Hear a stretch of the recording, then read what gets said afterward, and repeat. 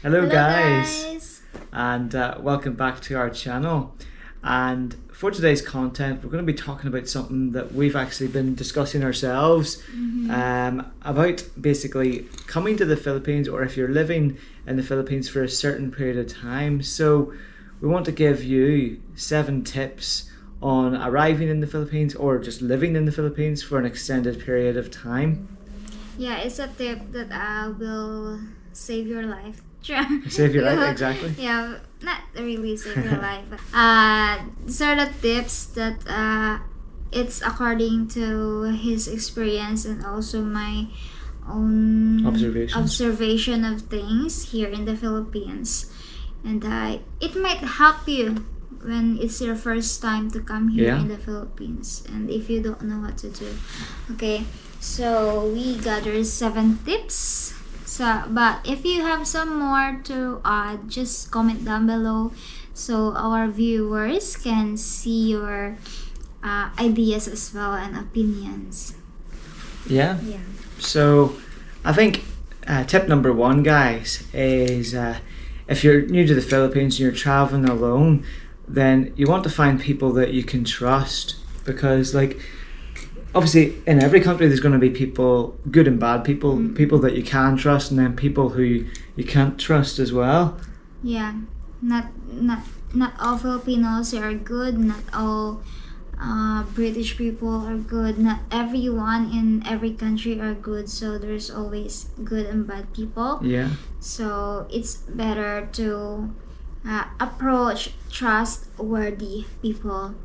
So that's our number 1 tip. So when you approach somebody, or when you are lost, for example, or if you don't know where to go, or if you're gonna ask direction, if you are a first timer, we would suggest that you will ask trustworthy people. What are those trustworthy people? They are the guards, security or the guards, traffic enforcers, or people that are, you think they are trustworthy. Yeah. So we are Filipinos, but we are giving you this tip because because you never know, you might be asking somebody for directions, and then they might send you off on a wild goose chase, and you might bump into somebody who does have bad intentions like that, especially you foreigners, because they sometimes they think that you have money. So yeah, definitely. I think it's important to find people that you can definitely trust, especially when you're first arriving in the Philippines, because people will get a sense that, oh, you're new here, I can perhaps take advantage of you and different things like that. But it's definitely important to make sure that you're getting the right people who you can trust to help you. Yeah. And but we are not saying this to destroy the image of the Filipinos. No. Just for the safety of everybody. Okay. Yeah. So second. The second thing is to keep your belongings secure.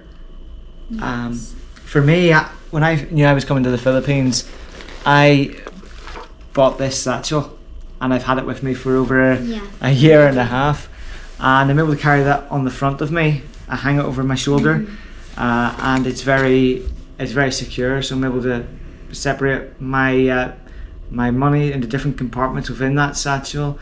Obviously, I don't keep money on me all the time, but when I do, it's important to separate it out and just make sure everything is secure inside the satchel, and then other belongings as well. We suggest, guys, that you don't bring backpacks or wear your backpacks when you go out to public places, especially places, crowded places or busy places. We just like Dean, we don't bring backpacks everywhere when we go roam around. So it's better to just bring just a small satchel, or if you have a backpack, make sure to put it right in front of you so that you can keep eye on it. So it is safe. Your belongings are safe inside your bag. Yeah. I think as well, I've noticed like especially in the Philippines, even a lot of Filipinos, they wear like a satchel on the front, and it's always a satchel that they carry in at the front, just to keep their most important belongings. And because you have to be very careful in any country, but here in the Philippines you just have to be careful as well, don't you? Yeah, it's better to be safe than sorry. Yeah. So third tip is basically, whenever you're carrying money, make sure to separate your smaller bills from your bigger bills, right? Yes.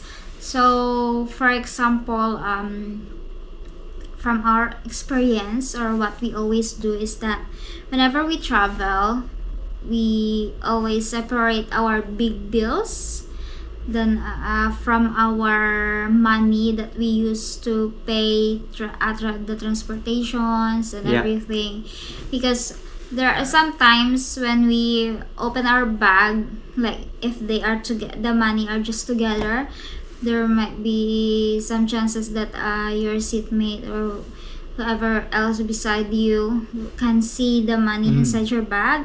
So who knows that the person you are beside you have a bad intention, so it's very hot in their eyes. Oh, there's a lot of money like that.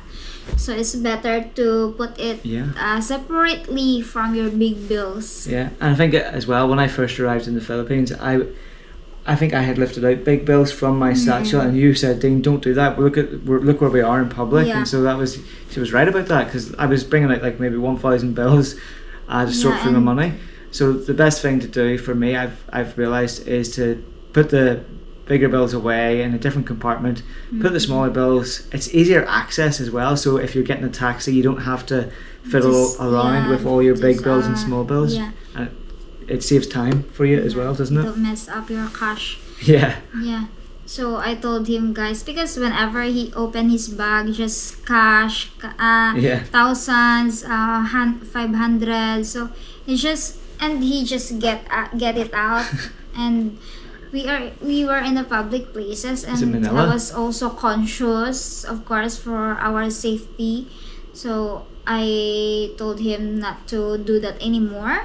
So now he separates his fares from his big bills. You just got to make sure you're organized, and she makes sure I'm organized now. Right? So next, the next tip for living in the Philippines or arriving in the Philippines is to learn some basic communication skills. And I know I said this, guys, to you before, that I do make an effort. I think I said that at the Alabihod Beach Resort vlog, where I said that it's important to make an effort to learn some basic communication skills, because you're in a different country, and particularly if you're in the province, it's worth learning like the local language or even Tagalog, just so you can communicate with some of the locals, because there will be people that don't speak English. I know most people do speak English in the Philippines, but there are some who don't. Especially old people that didn't really have that opportunity to finish their schooling.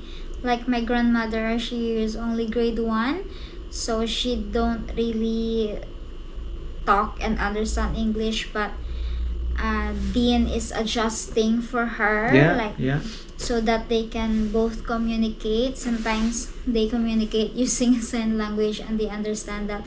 So it's something that Filipinos appreciate from the foreigners. It is. Like I've even noticed, like even tonight when I went into the restaurant and said Mayong Gabi, the staff member responded, and I had a nice smile on his face as well, just for me making the effort. So even when you make the effort to speak the language, that can brighten up someone's day. They might be having a down day, and then all of a sudden you go in, have a smile on your face, and interact with them in the local language, and they appreciate that. People appreciate that.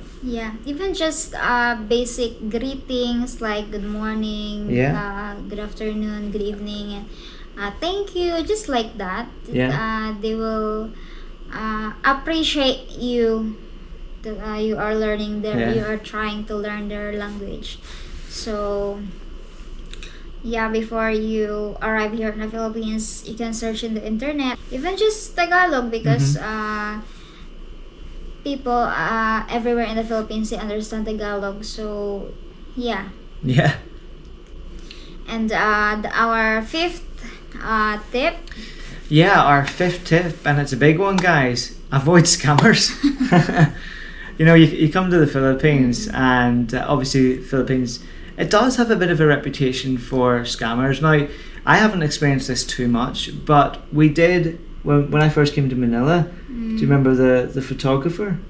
Was it the park? Yeah. Well, I can't. For me lang, I can't I can't call them scammers, but maybe they just grab the opportunity sometimes. So, like we were in Manila, guys. Yeah. We went to Luneta or Rizal Park, and there are photographers around offering to take you pictures. So me and Dian, we negotiate first the price. Yeah. So it was 200 pesos per take. So he took us like multiple pictures, and then he let us choose which photo. So he said, oh, it's 200 pesos, ma'am, sir, like that. And then he went to the printing station of their organization, maybe. Yeah. And when he came back to us, he said it's 450, something like that. Yeah, it was ridiculous. So we were surprised. Why is it 450 when you said it's 200? So like that. He said because he also printed a bigger picture, like that, bigger version of the picture. So we said, you should have told us that before you printed it, because we only negotiate the 200 pesos. So, but he said, oh, just get it, ma'am, because it's so good, like that. So I said, I told him that, kuya, like that, or kuya, we don't have a lot of money that you will take advantage of us. Yeah. So we will just pay for the price that we negotiated earlier. So like that, don't be afraid to say no to them. Yeah. Because they will just keep taking advantage from other people as well. So there were also a couple there that got scammed or got fooled also. So they paid a bigger price, but us, we only paid 200. If you don't show them that you are like easy to get, like that, they will really just take advantage of you. Yes. So something like that. Just avoid scammers, or avoid that kind of situation. Just beware of unnecessary approach to you as well, because it might be scammers. Yes. So just keep your wits about you. Yeah.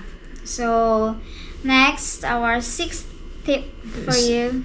Sixth tip would be make sure to negotiate the prices of, well, like for example, tricycles, but other things as well. Because obviously, if you're a foreigner, there is the chance that a person will try to charge you more because you're not from the Philippines. And we've experienced that, and we know many other people have experienced that too. So sometimes you gotta let your Filipino wife do the talking, or if you're with a Filipino, let them do the talking and get the price. And other times you can actually negotiate the price as well. Because do you remember the horse and cart ride in Manila? This is his first time negotiating. Yeah, my first time negotiating, and I haven't done it too often, guys, because I do appreciate that people in the Philippines need to make a living as well. But we managed to get it down from, was it 300 pesos to 250 pesos, something like that. Anyway. And so guys, that's just an example where you can do a bit of negotiating, and it got us a date on a horse and cart ride in Manila. So that was a nice experience.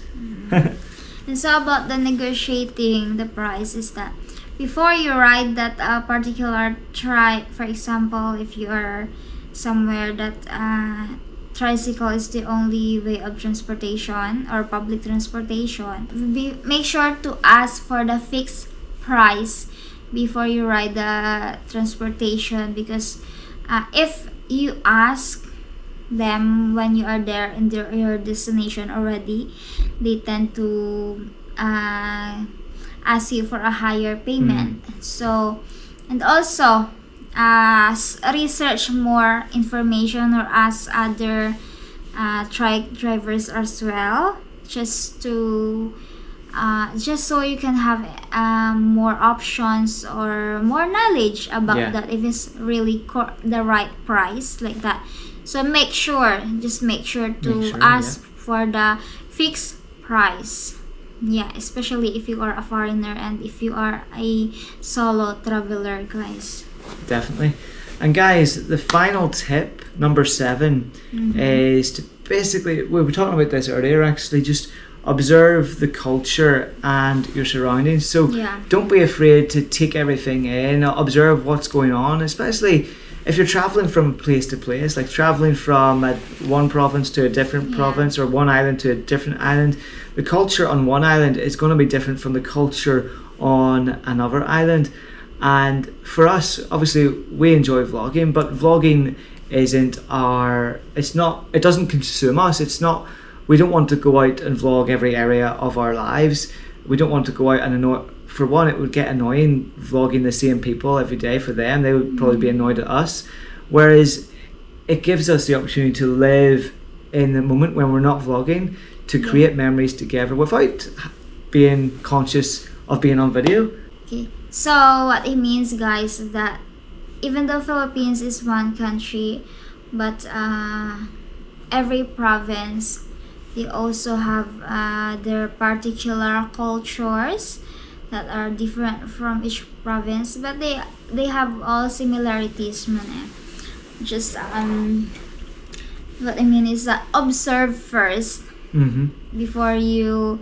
For example, Dean was saying, if you are a vlogger like that, observe your surroundings first, observe the people like that, and don't just vlog and turn on your camera and vlog, because not all people want to be in camera like that. And so also here in the Philippines, make sure one of the offensive action here in the Philippines is that whenever you point at someone like that, whenever you're talking and you're pointing your finger to the face of the person who you are talking to, so make sure not to do that, even though you don't intend to do that. Make sure not to point fingers, because it might came across as offensive actions. So, and they might react badly, and you're not aware, they're already annoyed or misunderstood you. So like that, make sure to observe first. It's just being culturally aware of different situations that you're going into, and making sure that you actually make an effort to learn about the culture before you actually arrive in the country. I made an effort to research Philippines before I came here, and obviously I asked you questions as well, just for my own peace of mind and what to follow. And there's even things that you correct me on sometimes when, like back in the house or back in Sibario and Guimaras, just that I might have said or might have done that I wasn't aware of, and that you don't correct me in a bad way. You just say, just be careful, because that can be considered as rude. Because sometimes when we were eating, because we eat with the whole family like that in one table, so he kept singing while eating like that, and so I told him, don't do that anymore, because it came across as not good. But thankfully, like, your family haven't rejected me or thrown me out. And also, like when we're eating, if you are topless, it's not really allowed. Topless? Because it came across as insult to the blessing like that. So just the culture, just the simple culture like that you need to observe before going to the Philippines, because again, Filipinos really appreciate if you respect their culture, guys. And also I like the fact that here in the Philippines that you have different words for people who are older than you. So manong, kuya, po, different words, and even the words ma'am, sir. Like, it's polite to to address people as a woman as ma'am or a man as sir. So guys, as we said earlier, only 7 tips, right? But we forgot this. We forgot something. We added another tip. So it's now 8 tips in total. Tips, yes. So spontaneous. The tip number 8 is be respectful. So we mean is that when you first arrive in the Philippines, it's better to call people sir or mom or miss or kuya or ate, like that. So especially if you are engaging in a communication or a conversation with a person who is older than you. So for example, if a man, so call him tito, or it means uncle or sir, because it's very rude here in the Philippines to just call older people by their name, especially in the province, guys. So it's, like I would always call your dad, my father-in-law, Papa. I've never called him by his name. Yeah. So and also he called everyone in the village like that. He called everyone in the village Tito or Manong or Tita. Yeah. So he called also our Ninang or our godmothers as Ninang. So yeah, it's and they really appreciate you if you don't call by their names, guys, because it's really disrespectful, even though you are talking to just a stranger. So and if they are very old people, so they really appreciate if you call them lolo, like that, or lola. Tatay or lola or nanay, so it's like granny or granddad. So like I would always call your grandmother Nai or Nanai or so that's our tip number 8, guys. Be respectful everywhere you go here in the Philippines.